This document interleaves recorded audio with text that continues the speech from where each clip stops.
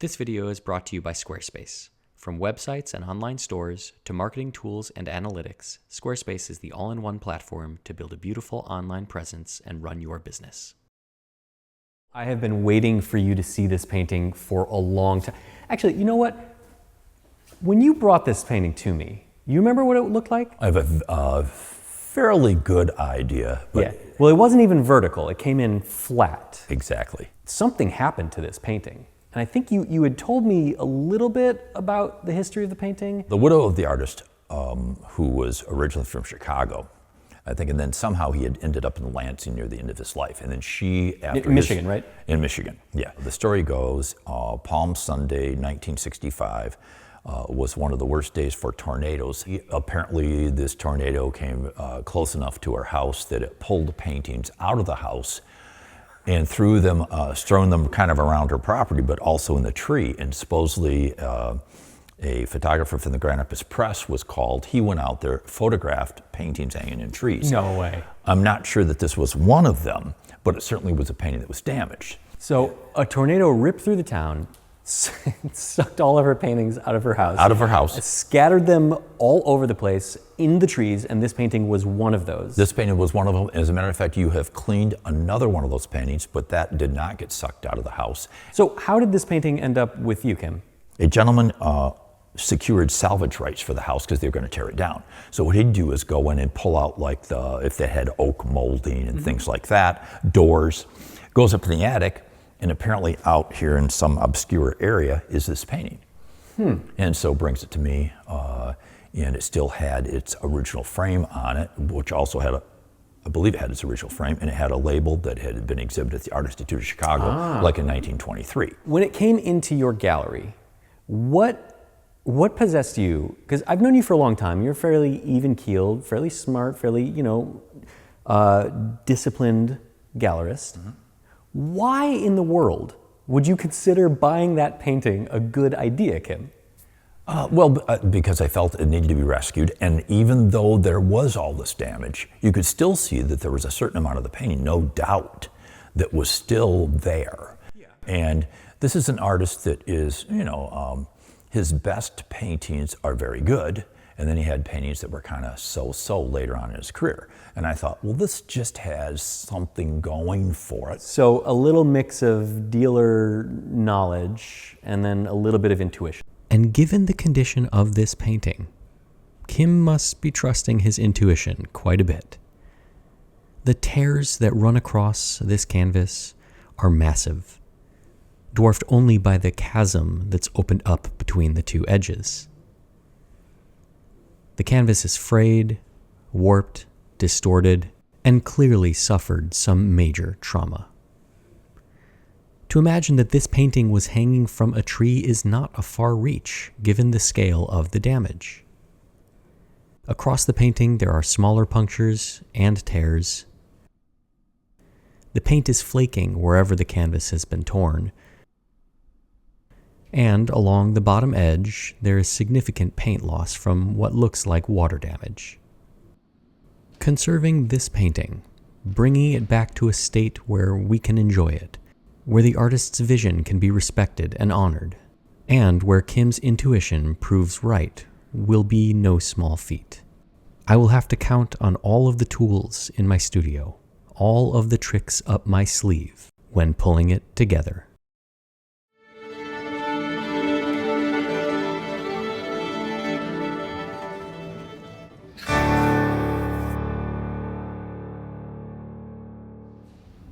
With a large project like this, success will be dependent upon whether or not I can pull together all of the small elements that make up the task. And knowing all of those elements and being able to manage them is critically important. And here at my job, I can do that fairly easily. But outside of one's wheelhouse, taking on a task of that magnitude can be overwhelming. Unless, of course, you have Squarespace. With Squarespace's new design intelligence software, you can build a beautiful, mobile-friendly, and modern website just by dragging and dropping elements around the page. So what you see is what you get. No coding necessary. And by utilizing Squarespace's new AI engine, you can take some of the drudgery out of adding copy to your website, letting the AI enhance it, edit it, make it more clear, or just give it a little bit of personality. And Squarespace's support doesn't just stop on the design end. With robust forums, tutorials, videos, and articles, anything and everything you could ever ask has already been answered. So head over to squarespace.com for a free trial, and when you're ready to launch, go to squarespace.com/Baumgartner to save 10% off your first purchase of a website or domain. The artist chose to use steel tacks, which is always a good thing, for me at least, because they come out relatively easy compared to something like staples or ring-shanked nails, which are the bane of my existence. So I'll work around the painting, slowly pulling out all of these tacks, and then once I have them fully removed, I can think about separating this painting. But it's really fragile, as is clearly obvious. It's torn into pieces, and so it's not as simple as just flipping it over and removing the support. But luckily, I've done this a few thousand times, and so I do have a technique that will work on a piece like this, where handling is an issue. And it all comes down to simple cardboard. One sheet slid underneath, and then another sheet on top, and then I can flip it over. And while there may be more complicated and tedious ways of doing this, this is a very simple and effective way of flipping the painting over while ensuring that the canvas doesn't distort or flop around. And that's really what I'm concerned about, because any real movement of the canvas could result in paint loss, and I don't want that.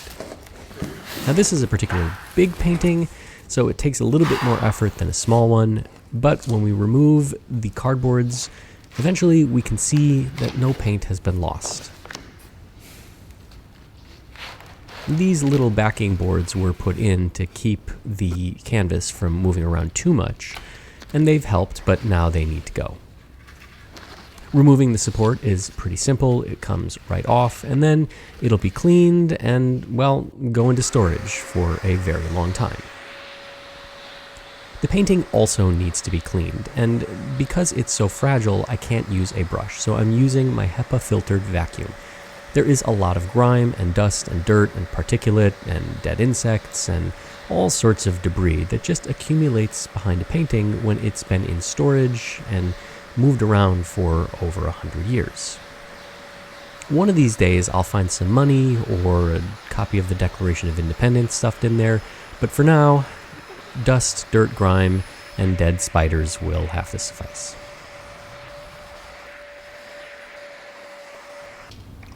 Once the painting is cleaned, I can start with my first treatment, and that's going to be simply pressing out some of the planar distortions. I'm not going to do this on the hot table yet, and then I'll explain that later when we get there. For now, I just want to take some of these areas that are curling up and distorting and just press them flat. And I do that by dampening a piece of acid-free blotter paper and putting a little weight on them. It's really simple, but really effective. So I'll go around using all of my weights and start pressing these down so that I can more easily work with the canvas for the next step. After pressing for a day, I'll take off the weights and remove the blotter paper, and hopefully the canvas will be a little bit more flat. Spoiler alert, it is. That's precisely why I do this treatment.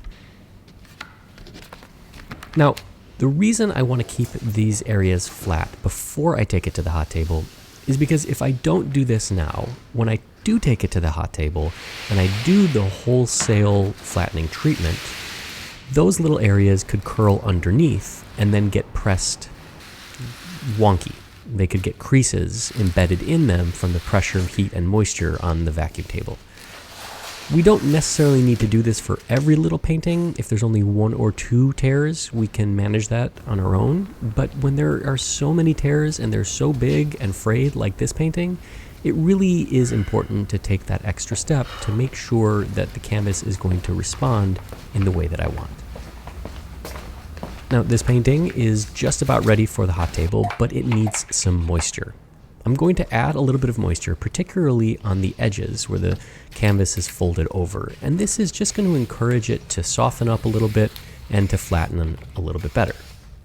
I'm going to go over the entire painting with one quick pass, and then I'll flip it again using my very fancy, very scientific method, and then I will transfer it over to the hot table where all of the materials have been prepped in advance and are waiting for the painting's arrival. We're going to use the big hot table because this is a big painting. And on the bottom we have a piece of acid-free blotter paper, which is just compressed acid-free rag paper, it's cotton, and it will absorb a lot of moisture. We then have a nylon release layer that allows air and moisture to pass through, but will prevent any sticking to the canvas. So if there's any old adhesive residues, something like rabbit skin glue, a size, it won't result in the painting getting stuck to the blotter paper. Then we have the mylar, and we have the through bag connectors feeding to the cotton webbing, which allows me to extract all of the air and apply even pressure down onto the painting. Once the table is brought up to temperature and the painting allowed to heat soak for a little while, I'll turn the temperature off, allow the painting to cool, and then remove it from its envelope and transfer it over to the table where it will be pressed for a few days so that it can acclimatize to the studio's relative humidity. I want to remove all of the extra support materials such as the nylon release layer because it doesn't need to be there. I want the canvas to be directly on this blotter paper, and so I do that with the aid of my cardboard, who at this point I think I need to put on salary for how useful it's become. And I'll slide the painting right off as if I was serving a pizza. The painting will get covered with a layer of felt because there is a lot of impasto. And if I don't do this, not only do I run the risk of crushing some of that delicate impasto, but there wouldn't be even pressure down on the entire canvas. Only the high areas would receive the pressure, and the painting, the canvas, would distort. A couple of cinder blocks, and we're good. I mentioned earlier that this stretcher was going to play an important role in the painting's conservation, and it will. The first thing that I need to do to facilitate this is to make sure that the stretcher is square. This is a step that is normally reserved for when we return the painting to the support, and normally the support just sits in storage for a long time until we're ready for it. But here, we're going to use it. So I squared it up, and then I'm attaching a couple of corner brackets into each corner, and these are going to hold it square. This is a little bit more robust than just driving in a couple of nails like I normally do. And then after a few days sitting under the weights, I can remove the painting from the table and bring it back to the front of the studio. I'll roll back this felt, and we can see that no paint is attached to the felt, which is a really good sign, and all of those planar distortions have been removed. Now, we're going to do a lot to this painting going forward, and probably introduce some new distortions, but at least for now, having it flat and free of wrinkles and ripples, waves and creases will make the next step a little bit easier. But before the next step, I have to do this next step, and that's to stabilize all of this loose paint film. I've heated up and thinned out a solvent-based adhesive, and I'm simply painting it on, around, over, near all of the loose chips. This adhesive will be absorbed by the canvas and flood underneath all of those loose areas of paint and dry and stabilize it in place. This adhesive will be used later on again, and we can remove the excess, so I'm not terribly worried about making a big mess. I'm more concerned that all of the loose paint stays put, so being liberal with this adhesive is totally called for and makes sure that everything stays where it is. Once that adhesive is dry, I can now start utilizing this stretcher support in this painting's conservation. Squared and cleaned up, the support will be slid underneath the painting, and here I'm using the blotter paper just to provide a little bit of support to that loose canvas because I don't want it to be flopping around. And then I'm going to stretch the painting. And that's it. We're done. Everything is complete. Painting is going back on the stretcher, and voila. Well, no, clearly not. But in order to do the next treatment, I need this painting back on a support. And I could certainly build one out of lumber, or I could use the one that the painting came in on, because it's precisely accurate to the painting's size. And it saves me work, and It saves me time, which saves my client money. And that matters. So using steel tacks, just like the original, I'll go around and tack the painting. What I'm not doing is stretching it, however. You'll notice that I'm not using my pulling pliers, and I'm really not even stretching the painting with my hands. I don't want to distort this canvas at all. I just want it back on a rigid support, which is going to enable me to handle it and to do the next treatment. But of course, we have to flip the painting again. So out come my salaried workers, and they will assist in this flipping. This is going to be a theme that happens a lot in this video. So, if you get sick and tired of my jokes about these cardboards, well, sorry. This one was a little harder because the painting is now much heavier, and you can see that it was surprising for me. There are times when I find myself doing odd and strange things in the studio in the name of conserving a painting, and today is no different. I have turned to my trusty little sewing machine to help me out, and regular viewers of this channel and people who know me and the studio's practice will see this as nothing surprising or new. If it is necessary, well, it is necessary. And today, I need to sew in a channel into some nylon sailcloth, which is effectively just a nylon canvas. And I've chosen nylon sailcloth because it's really strong and it doesn't flex, unlike cotton or natural fiber canvas. Now the first pass, I'm just sewing in a little channel, and then I'm going to add some reinforcing stitching, because even though this nylon sailcloth doesn't move, I want to make sure it's really strong and doesn't come apart when I actually start to use this little thing that I'm making. And the whole point of creating that channel was to receive this little steel rod that is going to be fed into the channel and held in place by the nylon. I make 2 of these, and then once I've gotten them put together, I will turn to another unconventional tool, my blowtorch. I'm heating up an awl, and once it's hot, I'm going to press it through the nylon and create some holes. And this is a lot easier than cutting because the heat seals up the frays, making sure that the nylon doesn't come apart. It's also really fast, and hey, I get to use a blowtorch in a productive, not destructive manner, which, that's pretty cool. And then I'm going to cut a whole bunch of Kevlar strings. And if you've been around for a while, you'll know where I'm going, but if not, bear with me, I'll explain. I'm going to feed in all of these little Kevlar strings into the holes that I created and tie them off with some figure-8 knots, which are self-tightening from my old rock climbing days. And I've chosen to use Kevlar because they're incredibly strong. And I need that strength because I'm going to be using my pulling tools to pull this tear closed. Now it takes a little while to set this up, which is one of the design flaws of this tool, is that there's a lot of setup time in order to get it working. I wish it was faster, and I keep thinking of ways to make it so, but ultimately I use it so infrequently that maybe the juice isn't worth the squeeze. And every painting has a unique application, so I'm not sure that a universal solution would actually work. Now, the point of this tool is to enable me to pull the canvas to create tension and close that tear. Because that tear is big, and simply putting an inlay in there, as I mentioned earlier, isn't going to cut it. So I've marked on my canvas with chalk where the adhesive film needs to be bonded. And this is the same adhesive film that I use for strip linings and for linings, and I use it because it's incredibly strong, it is easily applied, and it is reversible, and that does matter. So once I've tacked down that film, I will then remove the backing, and then I will tack down this nylon channel that I've created. This is now bonded to the canvas. And if you see me use the puller, you'll understand why I do this and where I'm going. And if not, I'll explain.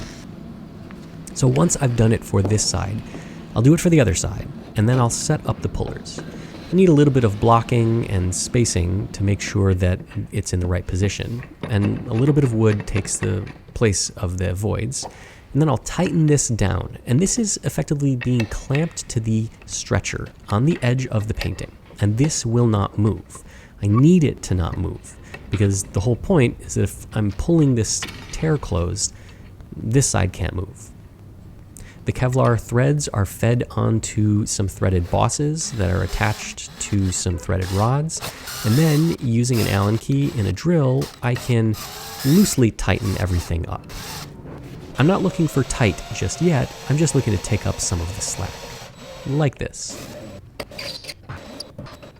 Tightening will come later, but for now, I just want to get rid of all the slack so that there are no tangles and so that I can prepare for the tightening process. Once everything is in place, I will check and double check and triple check to make sure it's exactly how I want. I'll check all of the knots to make sure that none have come loose. This is the time to double check my work, because if I don't and I find an error later, I'll have to disassemble everything and start over again. With everything how I want it, I can now begin the stretching process. And I'm going to be applying water to the back of the painting. Now, water is one of those crazy things that used the right way can be my best friend and used the wrong way can destroy a painting. But I need the canvas to be soft and pliable. And by adding a little bit of moisture, the canvas absorbs it, expands, and becomes pliable. And then I can come back with my Allen key and my drill and start tightening up this mechanism.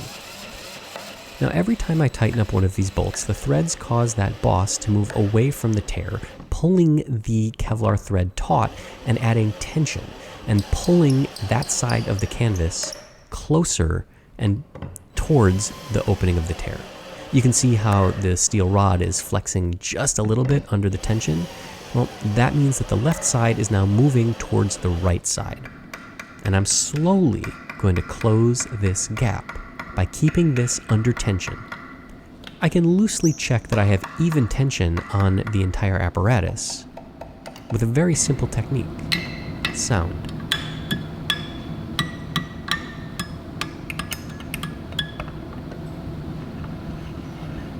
While it's not scientifically perfect, it is good enough to check if every thread is within an acceptable margin of error of tightness. I'll do this for both sides, and then I'll let it sit. This process is going to take a while. I'm going to have to do this again and again, and again and again and again, slowly bringing the two sides of the tear together, fractions of a millimeter at a time. If I go too fast, I could tear the canvas. If I go too slow, I could allow more distortions to be introduced. But if I do it right, if I can thread that needle, then I might just be able to pull that tear closed and avoid having to do a big inlay. But you'll just have to come back to see how this turns out next time.